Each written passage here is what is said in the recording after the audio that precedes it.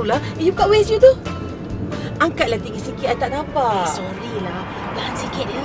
I think you go straight first lah, tengok.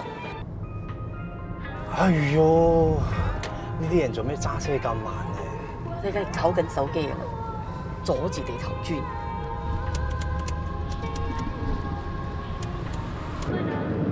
Kenapa orang belakang ni asyik flash je?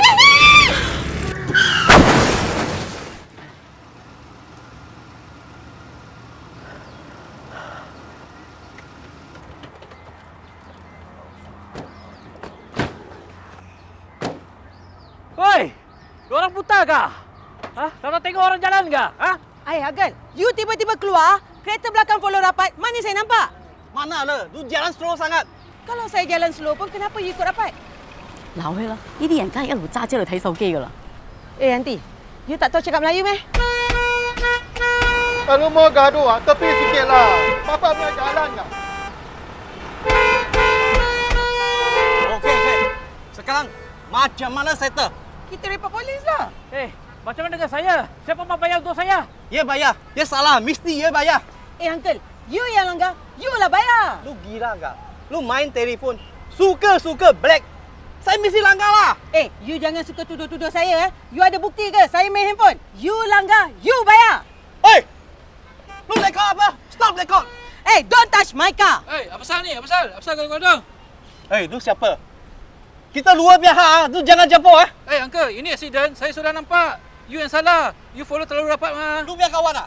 Apa selalu mau tolong? You jangan kurang ajar. You cakap baik-baik sikit Lu diamlah sekarang. Lu bayar kan ya bayar? Apa sebab saya kena bayar? You yang salah, you yang kena bayar. Saya panggil lu diam. Faham tak? Diam! Apa diam-diam? Tolong lah! Uncle, abang.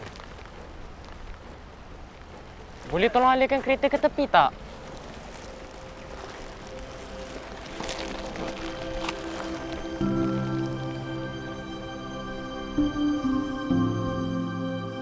It's always easy to blame and judge those who are not like us, to stay in our own worlds, shaped by years of hurt and misunderstandings.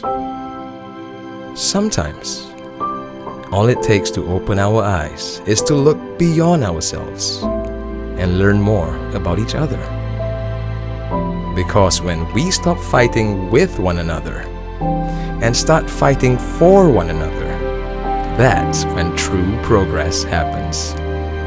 Together, let's get things moving again and build to a better tomorrow.